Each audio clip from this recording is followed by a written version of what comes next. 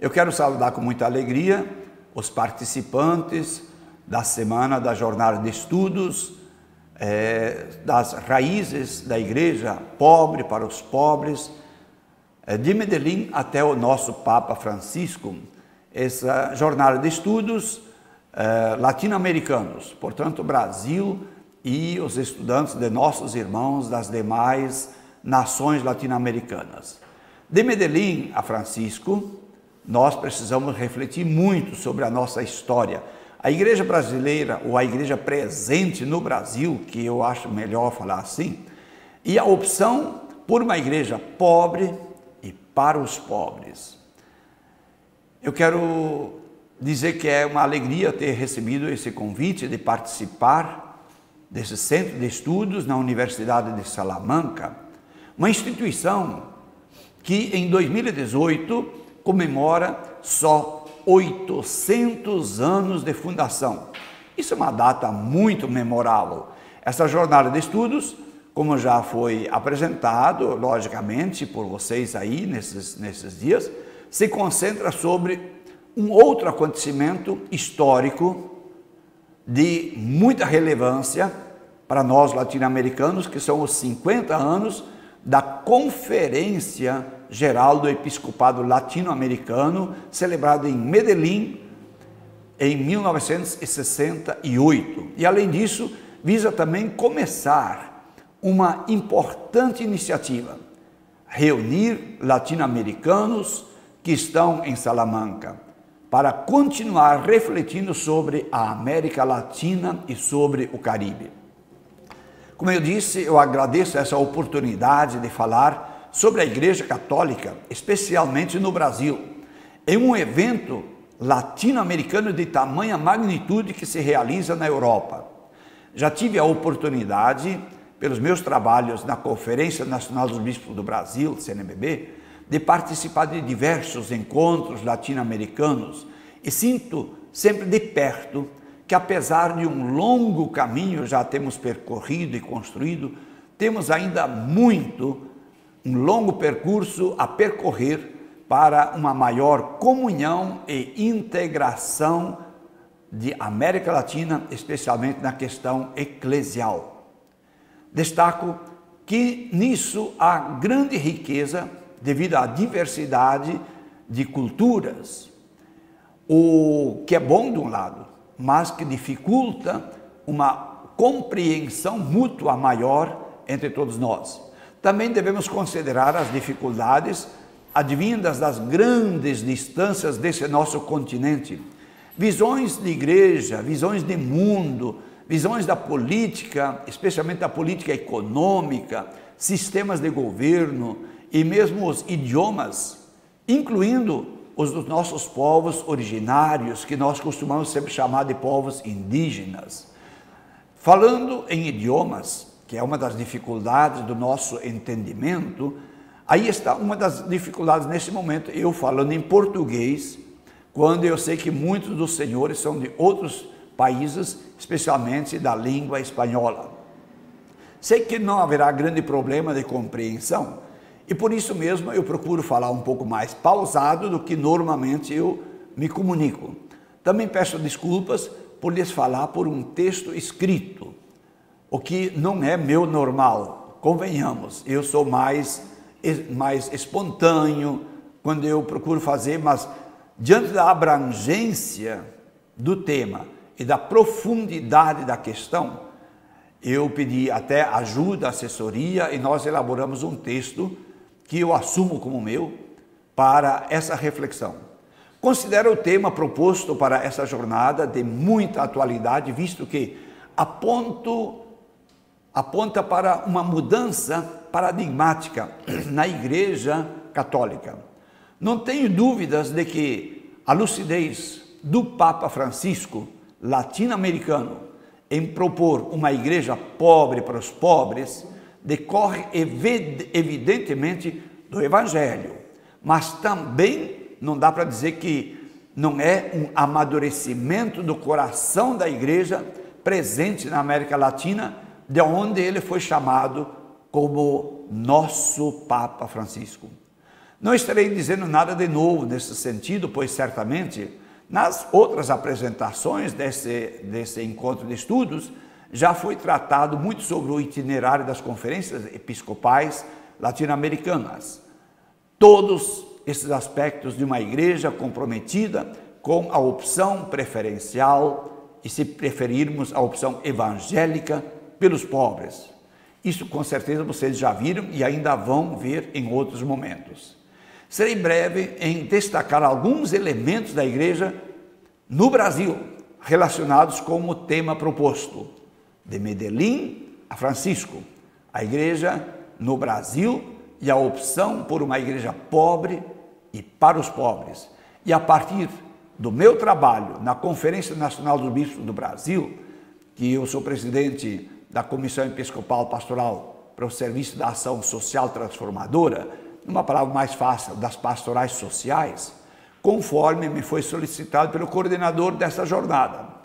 Então, no final, eu vou tecer alguns comentários sobre a percepção que temos a respeito da atual situação da igreja no Brasil, no contexto do processo eleitoral que acabamos de vivenciar também. Temos que aqui, aquilo que ocorre no âmbito político-social no Brasil e em diferentes países da América Latina, constitui um grande desafio para a evangelização e para a opção evangélica e preferencial pelos pobres. Na realidade, a América Latina continua sendo a região de maior desigualdade do mundo. E o pior é que o abismo entre os pobres, que são muitos, são milhões, e os da extrema pobreza e miséria, estão aumentando. E isso é evidente que não está sendo fiel ao Evangelho uma igreja assim. Está crescendo muito a pobreza novamente. Se a igreja, que é pobre, não for fiel ao Evangelho, ela estará traindo a sua principal missão evangelizadora na América Latina. Lamentavelmente, isso todos sabemos, mas o que vejo é um preocupante crescimento número de membros do nosso clero que estão cada vez mais alinhados ao poder dominante, explorador, injusto e opressor. Estou falando isso a nível do Brasil e de América Latina. Muitos prelados têm se posicionado politicamente no Brasil e em outros países da América Latina a favor das novas ameaças de ditaduras e o fazem em nome de falsa moralidade, em busca, às vezes, de favorecimentos e de privilégios para si ou para suas igrejas. Creio que o Pacto das Catacumbas, que foi celebrado durante o Concílio Vaticano II, lá em Roma, ocorrido lá, hoje seria muito difícil de ser acolhido por uma grande parte de nossos seminaristas e nos 3 graus do sacramento da ordem. É triste, mas eu sinto isso. Bem, vamos para um outro ponto, a igreja no Brasil. A história da igreja no Brasil, como história dos demais países latino-americanos, coincide em tudo aquilo que foi chegada do velho mundo para o novo mundo. Nesse processo, as coroas portuguesa e espanhola, que vieram aqui para as Américas, com a participação da igreja, conquistaram e evangelizaram o que foi conhecido como as Índias Ocidentais. Não vamos entrar nos detalhes desse acontecimento que alterou a fisionomia do mundo, mas devemos reconhecer que foi em base a esses processos e marcadamente por suas contradições históricas que emergiu a urgência quase tardia de uma igreja que, em colegiado, fez a opção pelos pobres na igreja da América Latina. Por justiça, devemos reconhecer que em todo o nosso continente nunca eu repito, nunca faltaram os Bartolomeu de las Casas, os José de Anchieta, os Helder Câmara, os Oscar Romero, as irmãs Dorothy Stang e milhões de mártires leigos, leigas, religiosos e religiosas. Quanto ao Brasil, vale registrar até que ordens religiosas, ainda no tempo colonial, foram expulsas pela coroa portuguesa, exatamente porque estavam defendendo os escravos negros e os indígenas. Então sempre tivemos profetas que não concordaram com as injustiças sociais aqui praticadas. Para atualizar brevemente a problemática, basta dizer que no Brasil, hoje, a situação dos povos indígenas e das populações afrodescendentes, que aqui nós costumamos muitas vezes chamar também de quilombolas, continua extraordinariamente difícil, numa situação agravada pelo alto grau de pobreza e empobrecimento que atinge outros setores da população.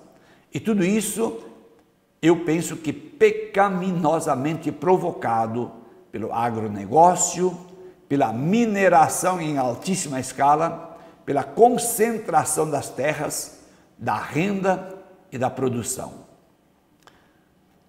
Rebuscando a história recente, de maneira a situar nossa temática, a igreja no Brasil e a opção por uma igreja pobre para os pobres deve ter presente que antes ainda de Medellín, 1968, a igreja no Brasil, dentro de um processo de reorganização, por uma instituição muito lúcida de Dom Helder Câmara, que contou com o apoio no Vaticano do Monsenhor Montini, que mais tarde seria o Papa Paulo VI, e com a aprovação do Papa Pio XII, em 1952 foi aprovada a criação da Conferência Nacional dos Bispos do Brasil, que iria ser conhecida sempre como a CNBB.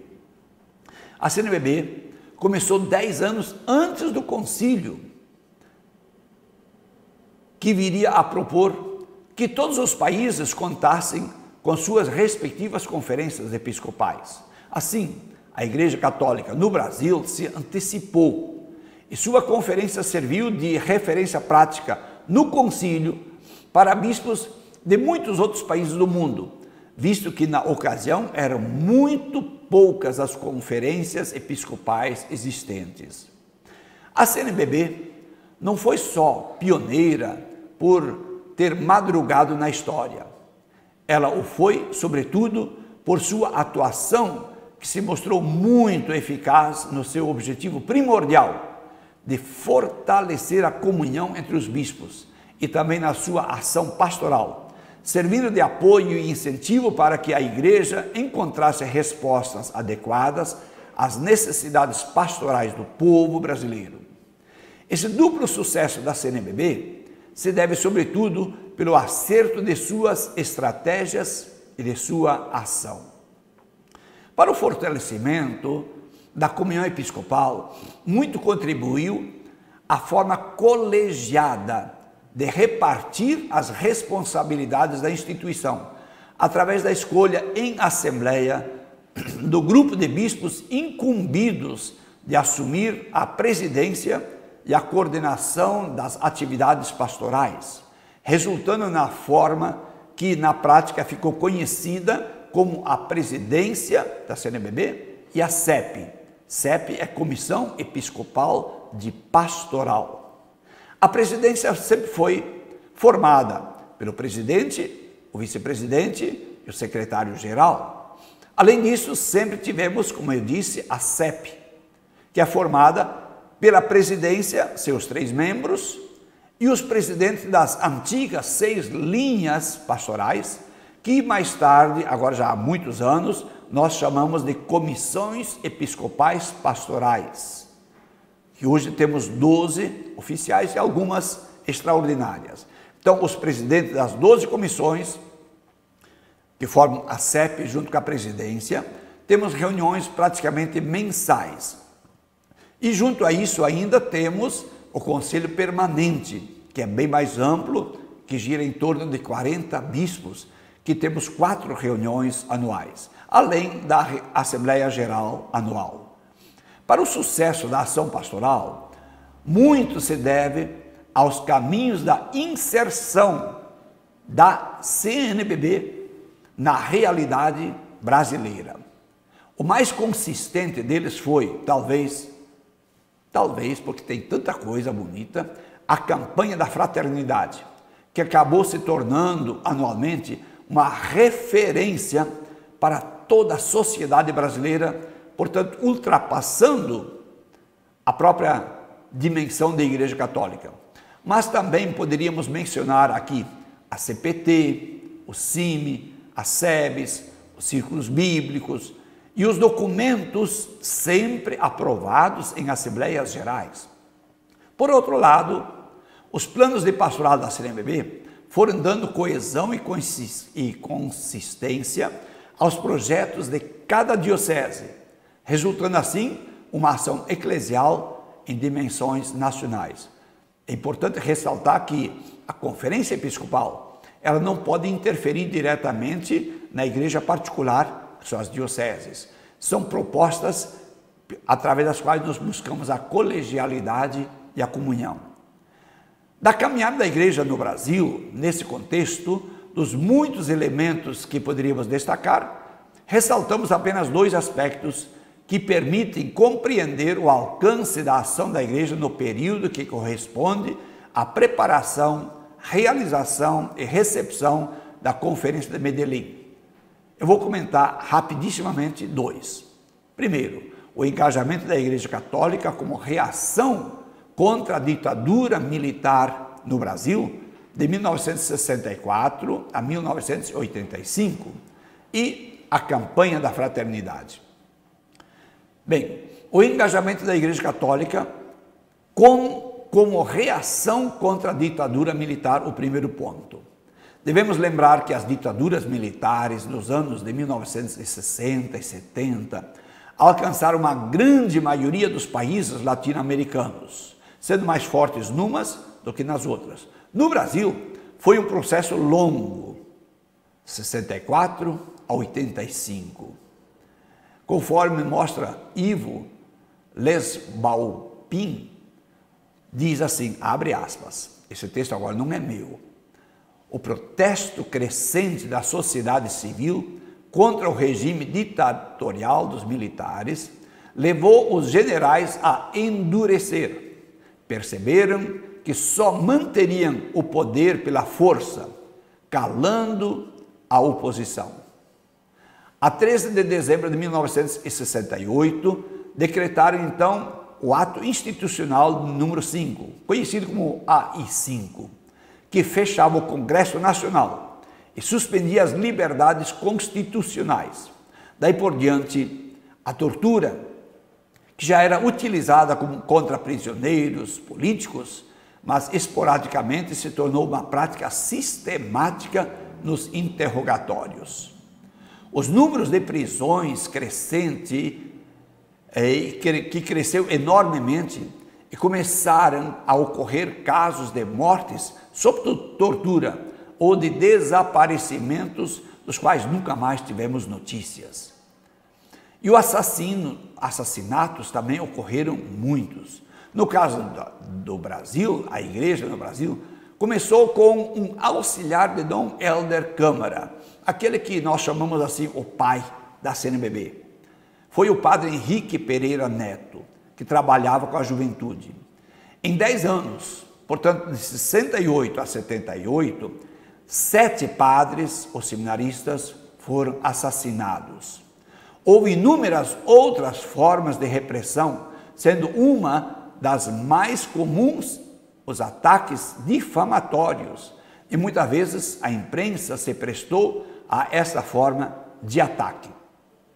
10 padres estrangeiros foram expulsos do país. 29 bispos foram atingidos de uma ou outra maneira.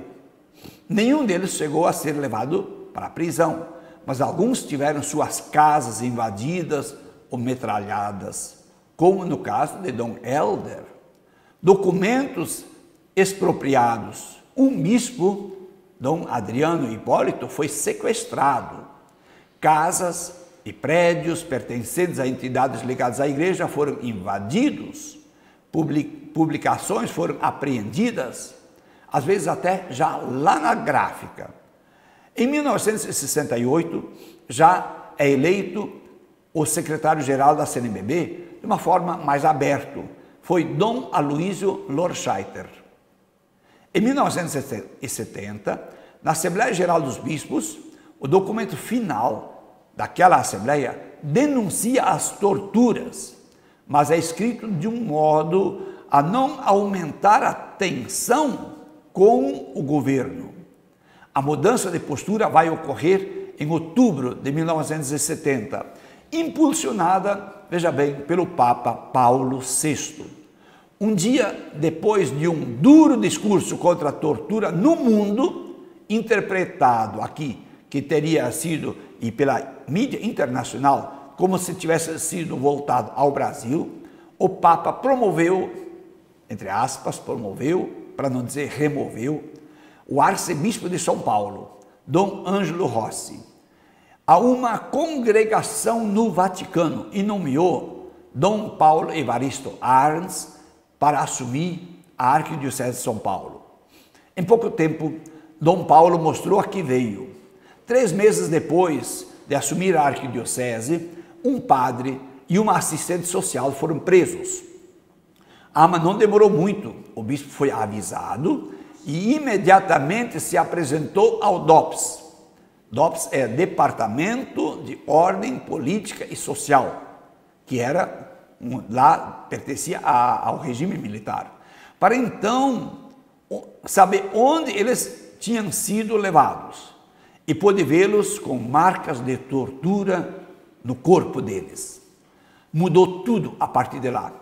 Ele mandou publicar no domingo seguinte, em todas as igrejas da Arquidiocese, um sermão onde denunciava as torturas e fazia um contundente pronunciamento contra o caráter ditatorial do regime. A postura mudava radicalmente. Em vez da busca de conversa, a denúncia. Em vez do segredo, a publicidade. A atitude de Dom Paulo provocou uma profunda mudança na maneira da igreja agir no Brasil a partir de então.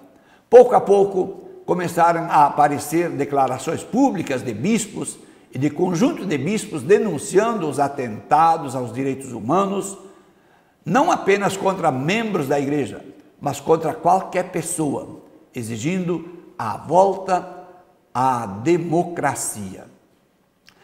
Falamos até agora do posicionamento dos bispos da CNBB, mas é preciso mostrar o que está acontecendo nas bases da igreja nesse período, onde o mais importante é o surgimento e o crescimento das SEBs, das comunidades eclesiais de base, já anteriormente referidos aqui por mim. As SEBs nascem no movimento de renovação da igreja, que era forte no início dos anos de 1960. Havia uma crítica que não era recente, a pastoral baseada nas paróquias. E um dos principais elementos dessa crítica era o fato de que a paróquia não formava verdadeiramente comunidades. Foi se formando a proposta de comunidades de base, onde os fiéis tivessem um papel ativo como leigos e leigas. A segunda questão, que eu falei que eu ia abordar duas, a campanha da fraternidade. A campanha da fraternidade surgiu durante o desenvolvimento do Concílio Ecumênico Vaticano II, de 62 a 65. A cada ano, desde 1964, a Igreja no Brasil propõe a todos os cristãos o que nós chamamos campanha da fraternidade. Essa campanha desenvolveu-se mais intensamente no início, durante a Quaresma, mas aos poucos seu tema foi sendo refletido e engajado dentro da igreja, da vida da igreja, durante o ano todo. É sempre um tema bem concreto, através do qual somos convidados a reconsiderar, e, sobretudo, nossas atitudes para com o próximo, dando dimensão concreta à nossa conversão pessoal e eclesial, a que somos chamados durante a Quaresma de uma forma especial. E isso sempre através das nossas comunidades. Já há mais de 20 anos, também temos, aqui no Brasil, o Grito dos Excluídos, fruto da Segunda Semana Social Brasileira, que recupera e amplia a temática da campanha da fraternidade. Por isso, falar de Semana Social Brasileira, já estamos até preparando agora uma 6ª Semana Social, que vamos fazer o pedido à próxima Assembleia Geral, que será no ano que vem, para ver se fará ou não fará a 6ª Semana Social.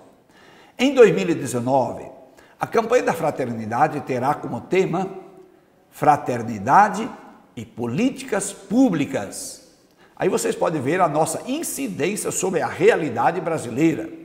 E nós teremos como tema iluminador de Isaías, capítulo 1, versículo 27, que diz: serás libertado pelo direito e pela justiça.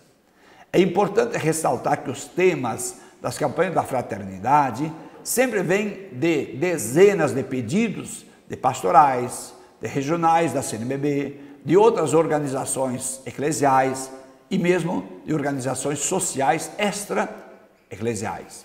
Sempre cabe ao Conselho Episcopal Pastoral, a CEP, após também ouvir o Conselho Permanente, definir a escolha dos temas e, por meio de grupos de trabalho, GTs, e de comissões internas, elaborar toda a produção de material a ser disponibilizado para todo o Brasil e muitas vezes de outros países da América Latina, da África e outros lugares, inclusive da Europa.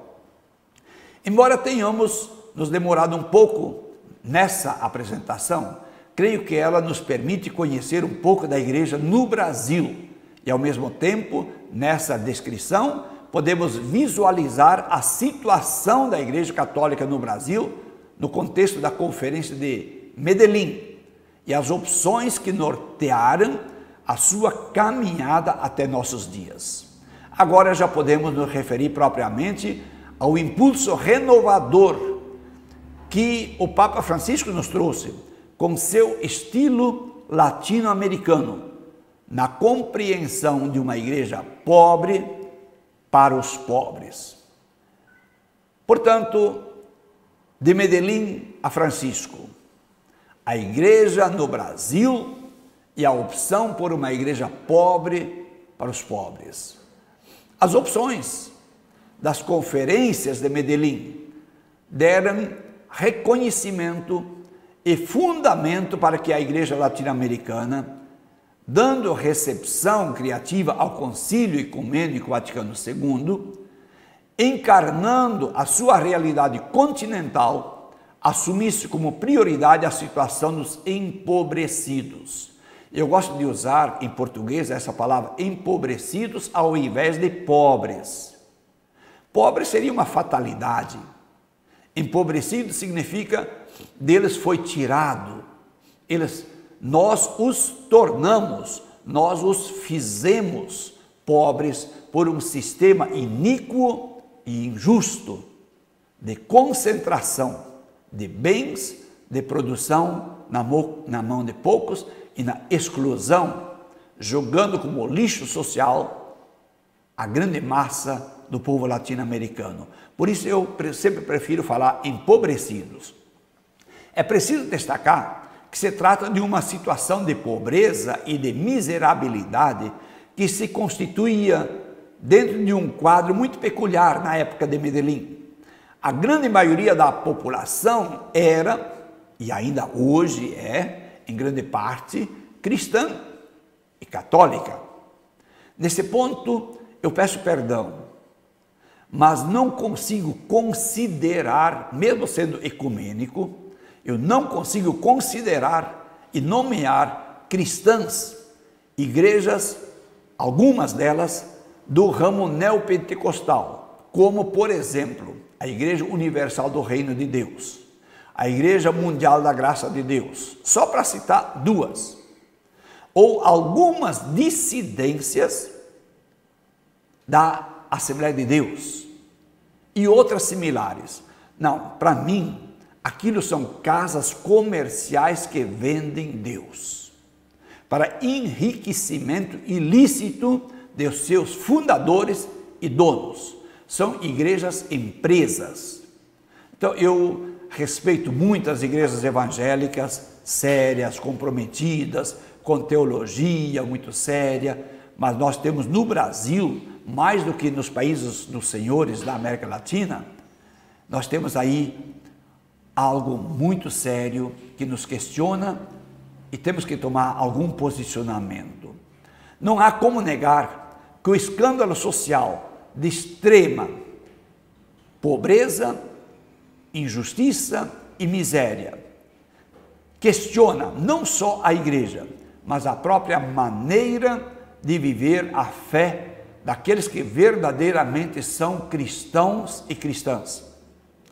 É em meio a essa realidade que, sob o influxo do concílio e da Conferência de Medellín, nasce a teologia chamada da libertação latino-americana. Uma teologia que, não cabe dúvidas, se interessa pela ótica do pobre e pela praxis da fé, como um compromisso de libertação e de defesa da vida contra as opressões e explorações. A expressão opção preferencial pelos pobres na igreja latino-americana aparece definitivamente na terceira conferência latino-americana realizada em Puebla, no México, em 1979. Recentemente, essa opção, que agora nós também chamamos opção evangélica pelos pobres, foi vivamente retomada pela quinta conferência latino-americana em Aparecida, em 2007. Brevemente temos, assim, um itinerário do que podemos chamar a igreja pobre e para os pobres, que a seu tempo o Papa Francisco deseja para toda a igreja no mundo e não só mais para nós latino-americanos. Isso ele deixa muito claro na Evangelho Gaudium, no número 198. Por sua trajetória, a Igreja Católica no Brasil, embora experimentando uma situação que evidentemente foi se diferenciando ao largo desse período, sempre esteve comprometida com essa opção pelos pobres e, em grande parte, ha dado impulso para que essa prioridade resultasse em um compromisso consequente na evangelização no Brasil e na América Latina. Nesse sentido, não dá para esquecer da decisão da Assembleia Geral da CNBB, que ao celebrar o seu jubileu de ouro de criação, no ano de 2002, lançou o mutirão das exigências evangélicas e éticas da superação da miséria e da fome, e disso eu tive a graça de poder participar da coordenação nacional. Por isso eu posso dizer com propriedade que aquilo foi, se falasse em futebol, um golaço que nós fizemos como igreja. Muito antes de partidos que vieram populares, nós, igreja, fomos novamente os protagonistas por meio daquele mutirão, conhecido mutirão da superação da fome e da miséria. De maneira breve, para responder ao que me foi solicitado apresentar, narro em primeira pessoa como percebo a Igreja Católica no Brasil hoje. A percepção, em geral, da novidade que está sendo Francisco, o Papa latino-americano, para toda a Igreja. E, em seguida, o que corresponde à opção por uma igreja pobre e para os pobres no contexto brasileiro atual. Refiro-me, então, em primeiro lugar, a recepção em geral da novidade que está sendo o Papa Francisco. Com certeza eu poderia dizer que a recepção de Francisco na Igreja do Brasil está um tanto controversa. Evidente que a grande maioria, e eu destaco a grande maioria, tanto do episcopado, quanto do clero, presbíteros, diáconos, em geral, e também de seminaristas, em geral, da vida religiosa consagrada, feminina e masculina, em geral, quanto dos leigos e leigas, é uma recepção muito boa, até ótima e excelente. Mas, por outra parte, vemos alguns movimentos e organizações neoconservadoras, radicais, reacionárias, fundamentalistas, que sequer nunca aceitaram o Concílio Vaticano II e que eles se dizem católicos, que não somente não aceitam Francisco como Papa, mas o combatem abertamente. Temos isso no Brasil e temos isso em alguns lugares da América Latina. Chamam o Papa Francisco de antipapa, de falso Papa, de anticristo. Chegam ao ponto de chamá-lo de herege, de comunista e muitas outras coisas piores. Lamentavelmente, temos também membros do nosso clero e a nova geração de seminaristas, não todos, eu falei assim, a maioria não, mas temos também seminaristas nessa linha de rejeição ao Papa Francisco, seu pontificado e sua opção clara para trazer de volta tudo que é a riqueza do Vaticano II e essa opção pelos pobres. Temos padres com grande influência nas redes sociais que, na minha visão, prestam um grande desserviço e fazem um imenso mal para a igreja com vídeos, com conferências, com orientações secretas a seminaristas. Outros leigos e presbíteros são frontalmente contra Francisco e sua opção pelos pobres e contra seu ensino e magistério, contra seu pontificado, que prega a misericórdia, o acolhimento indistinto de todas as pessoas, mesmo às vezes não concordando com algumas de suas atitudes, mas o acolhimento das pessoas, sua posição em defesa da Mãe Terra, nossa casa comum, como ele gosta de chamar, aí está, a Laudato Si, sua condenação aberta, clara, condenação ao capitalismo que prega o Deus dinheiro, o lucro a qualquer custo, não aceitam sua benevolência com casais em segundas núpcias. Infelizmente, vemos uma igreja que volta em alguns lugares no Brasil, não como instituição, mas como membros, querem voltar ao luxo, à pompa, a uma igreja triunfalista, ligada, entre aspas, casada com os poderes constituídos, a buscar privilégios, a confortos, a volta a um falso puritanismo, a se enclausurar, pior, a se encastelar, a ver em tudo uma ameaça que eles chamam de comunista, quando defende evangelicamente os pobres. Temos uma parte que literalmente, mesmo do clero, foge dos pobres, inclusive detestam os pobres, os chamam de vagabundos, de preguiçosos, fogem dos presos, dos encarcerados em nossas cadeias. Temos membros, temos parte do clero que não aceitam os movimentos sociais, que lutam por direito da justiça social. A segunda questão nessa parte conclusiva, a opção por uma igreja pobre para os pobres no contexto brasileiro atual está durissimamente criticando a CNBB, com calúnias, com ameaças até de invasão da sede da CNBB ou de nossas conferências. Isso por leigos, nem sempre só leigos, fanáticos e reacionários.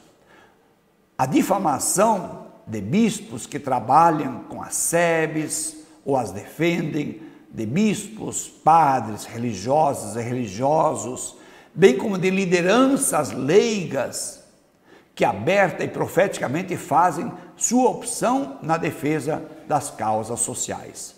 Então, por isso eu digo assim, eu vejo uma igreja nesse momento um pouco controversa.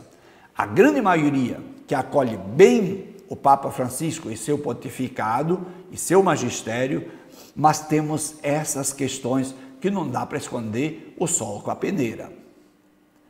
Volta-se, hoje em dia, por alguns desses movimentos reacionários, a acusar a igreja como tomando posição e fazendo política quando defende os pobres. Mas não se vê essa mesma acusação quando membros da igreja se unem a líderes políticos da extrema-direita, ou que sejam favoráveis às elites, às ideologias e às economias de governo que defendem, nós falávamos no Brasil, no tempo da colônia, da Casa Grande. Se alguém defende a senzala, que são os pobres, aí se diz que faz política. Quando se defende e se alia à Casa Grande, aí não. Então nós temos essa contradição dentro da igreja, sim, e ela está crescendo e nós precisamos continuar fiéis ao Evangelho. Mesmo assim, eu concluo dizendo que a Igreja Católica no Brasil continua muito profética, continua uma das instituições de maior confiança e credibilidade diante do povo brasileiro. E nunca deixará, a Igreja, nós, nunca deixaremos que roubem ou que matem a nossa esperança, a esperança do povo brasileiro. Nunca deixaremos que roubem a alegria. Nunca permitiremos que roubem o verdadeiro Evangelho para apresentar facetas e falsas interpretações do Evangelho, que selecionem pequenos textos. Nós sempre seremos defensores do Evangelho autêntico que levou Jesus, como diz São Paulo, à cruz. Nós anunciamos Jesus Cristo e Jesus Cristo crucificado, porque só assim ele pôde ressuscitar e ser o nosso Salvador. Bem, politicamente, vejo com muita apreensão o que está por vir a partir do dia 1º de janeiro de 2019. Não sei o que vai ser. Se alguém arriscar dizer, eu acho que está chutando. Como um jogador de futebol que cobra um pênalti. Pode acertar, pode errar. Eu não arrisco dar um palpite, eu vejo como preocupação. Com certeza, na minha opinião, o capital internacional, apoiado por traidores da pátria e da nação, brasileiros, alguns até sendo ocupantes de cargos de poder e de governo, nos 3 poderes constituídos do Brasil. Outros, como macroempresários, praticaram um verdadeiro golpe contra o povo brasileiro, desde o impeachment, na forma como foi feito, da presidente Dilma. Isso não é partidarismo. Lá foi tirado uma presidente eleita. E isso está se espalhando como fogo em pólvora. E pretendem confirmar isto agora naquilo que está por vir. Creio que as reformas na segurança social, INSS aqui no Brasil, na reforma trabalhista, está se fragilizando e tirando muitas garantias sociais. Creio que, mais uma vez, quem irá pagar as contas? Aqui no Brasil nós falamos assim, quem vai pagar o pato? Quem vai pagar as contas da grande dívida interna e externa? Serão, mais uma vez, os pobres, os trabalhadores, e não os grandíssimos ladrões que roubam o bem público do nosso país. Espero que essa breve intervenção possa servir para os objetivos do encontro e tenha contribuído para refletir o tema proposto, para essa jornada de estudos que os senhores estão fazendo, desde a nossa igreja aqui no Brasil. Agradeço a atenção de todos os senhores, peço perdão pela maneira, talvez um tanto monótona, de apresentar essa temática. Deus abençoe a cada um de vocês, fiquem todos com Deus e nunca esqueçamos da primeira bem-aventurança. Em Mateus, bem-aventurados os pobres em espírito. Em Lucas, bem-aventurados os pobres, porque deles é o reino dos céus. Deus abençoe vocês.